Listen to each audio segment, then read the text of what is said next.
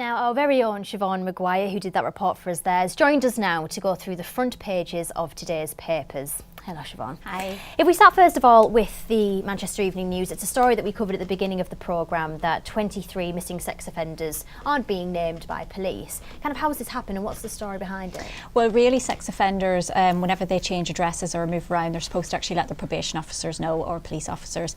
But there's also officials that are supposed to be monitoring them as well.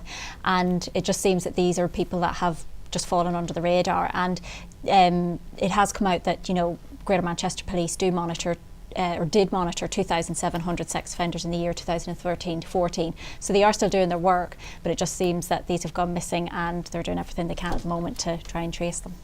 Okay, if we move on to the Eye newspaper, it's about the wealth gap that seems to be widening. Poor are getting poorer, rich are getting richer. Is this affecting younger people in society? Yeah, the report, which was done by the Social Market Foundation, they've kind of done a group of 26 to 35-year-olds. That kind of seems to be the youngest group that they've talked about.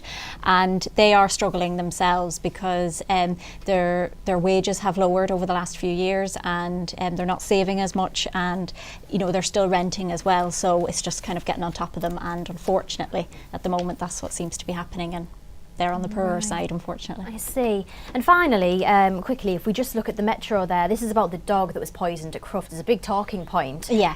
How does this happen and what's investigating now? Yeah, well, now you see 5 more dogs have actually got ill. Now, they haven't died, but the whole thing has been investigated by the Kennel Club. And one particular dog owner has said that they think that it's some rival people that are actually doing this to the dogs, but the other dog owners haven't complained, so it's just we'll see what happens. Okay.